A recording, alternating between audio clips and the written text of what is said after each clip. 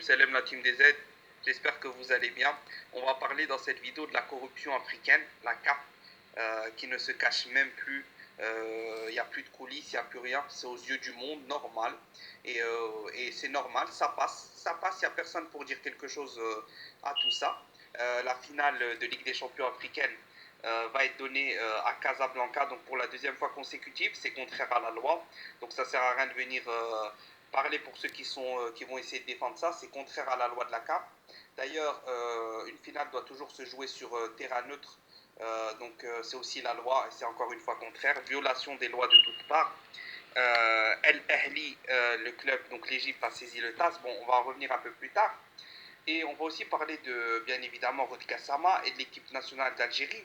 Parce qu'honnêtement, j'ai pas fait de vidéo ces derniers jours parce que j'ai été très déçu des supporters algériens, je vous cache pas, qui, une fois la décision tombée, les propagations des médias, etc., se sont tout de suite tus, se sont tout de suite, entre guillemets, dit bon, on oublie, etc. De toute façon, on n'avait aucune chance. Bref, et ça, j'ai pas apprécié parce que l'important n'est pas d'aller au Qatar, l'important est de dénoncer la corruption pour que ça n'arrive plus et de démanteler les clans au sein de la CAP. Bon, une fois que ça c'est dit, avant de rentrer dans le vif du sujet, n'hésitez pas à vous abonner si vous êtes supporter de l'équipe nationale d'Algérie, à mettre un petit pouce bleu et à participer à un maximum en commentaire, qu'on débatte de tout ça dans le respect. Je vais vous montrer un petit défilé d'images. Donc comme vous voyez, le hashtag Stop Cap Corruption a été en tendance sur Twitter aujourd'hui. Donc il y a eu beaucoup de choses qui se sont dites. Je rappelle l'histoire. Bon, les Algériens ont tweeté en masse, les Égyptiens aussi qui sont en train de se faire léser. Comme vous voyez sur ce tweet, il n'y a pas un continent sur Terre où la finale s'est jouée dans les mêmes pays pendant 2 saisons consécutives. Mais bon, avec la CAF, tout est possible. On sait très bien ce qui va se passer. Donc, comme je vous ai évoqué précédemment, El Ahli va saisir le TAS et c'est tout à fait normal puisqu'il y a violation des lois, c'est interdit par la loi.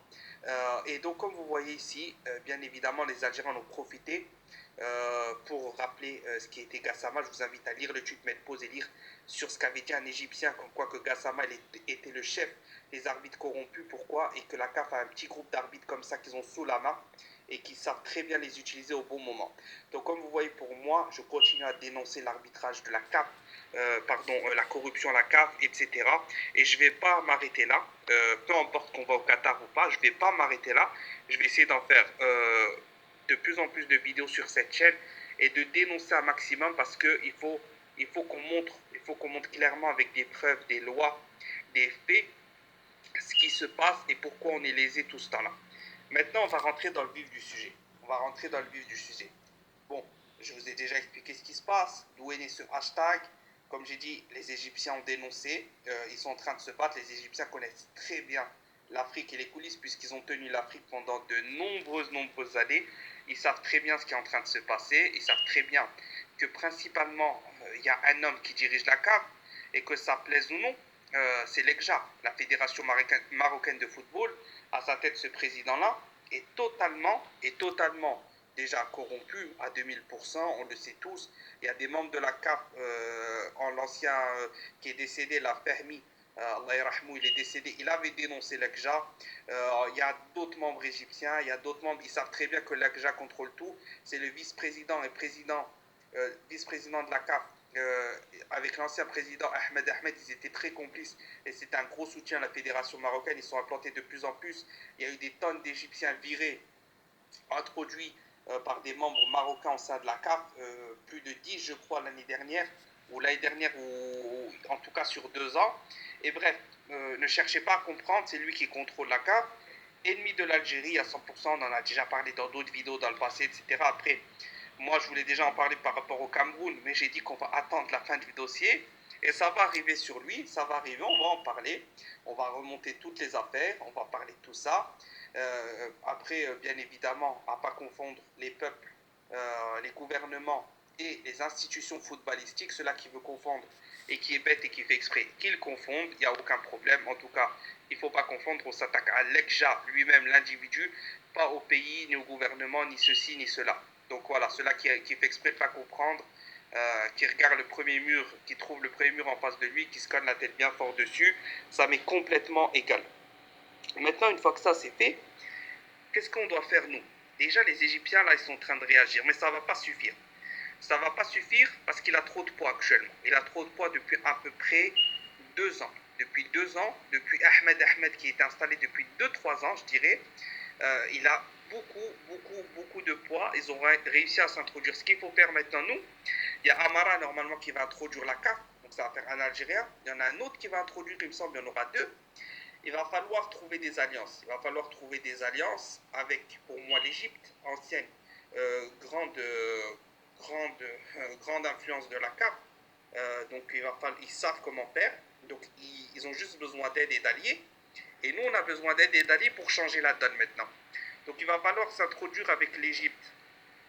Il va essayer falloir de trouver le Mali, la... السلام عليكم ورحمة الله وبركاته. أخوكم هشام مرة أخرى في هذا اللايف. برك حبيت نذكر حاجة، صلوا على رسول الله عليه الصلاة والسلام، وإن شاء الله يا ربي ينتقم من الراشي والمرتشي. الراشي والمرتشي ليس منا، يعني ليس من المسلمين. ونكملوا الفيديو. Tunisie, qui sont toujours lésés par l'arbitrage. Avec l'Algérie, grande puissance d'Afrique, on ne parle pas de foot, mais géopolitique, et l'Égypte, parmi les trois plus grandes puissances d'Afrique, l'Égypte, l'Algérie, si on arrive à être alliés, la Tunisie nous suivra par rapport à ses relations diplomatiques avec l'Algérie et l'Égypte. Il faut introduire le Sénégal avec nous, qui pèse en Afrique sur la scène footballistique et qui est tout le temps lésé, qui n'a aucune influence. D'ailleurs, ça se joue entre le Maroc et le Sénégal, et le Sénégal s'est enlevé pour arbitrer cette finale comme par hasard. Il faut aussi introduire un maximum de petites équipes parce que chaque voix compte. Le Mali, d'autres équipes comme ça, le Niger avec qui on a de bonnes relations, etc., etc. Donc voilà comment que ça doit se passer. Concrètement, la corruption, elle est là, elle est présente depuis longtemps. Et le problème, c'est que là, nous, on est une cible de choix. On est une cible de choix par rapport au contexte géopolitique et par rapport à la rivalité footballistique. Donc il faut absolument introduire cette carte. Il faut démanteler les clans. Il faut démanteler plutôt le clan qui gangrène et qui contrôle tout à la carte. Et on va en parler en détail. Là, c'est juste une petite introduction parce que ça a fait du bruit et qu'il fallait en parler. Mais en tout cas, on va en parler, on va rentrer dans le détail dans tout ça. Quoi qu'il arrive, pour moi, je vous l'ai dit, le combat n'est pas fini. L'Algérie va aller au TAS. Il y a apparemment des rumeurs. En tout cas, on n'a pas de retour de ce dossier éthique ou de discipline que l'Algérie a déposé. Est-ce que vous avez vu un truc sur ce sujet-là? Aucune. Aucune. La FAF nous a parlé que d'un retour de la commission arbitrale. Donc, comme je dis, rien n'est clair. La FAF ne communique pas. Communication zéro. Mais en tout cas, c'est pas fini. C'est pas fini. L'important n'est pas d'aller au Qatar. L'important, c'est qu'il y ait des erreurs qui soient reconnues. L'important est d'introduire la CAF. L'important est de surtout démanteler ce clan-là qui va nous nuire tant qu'on ne sera pas fort au niveau de la fédération et au niveau du poids qu'on va peser sur la scène africaine. C'était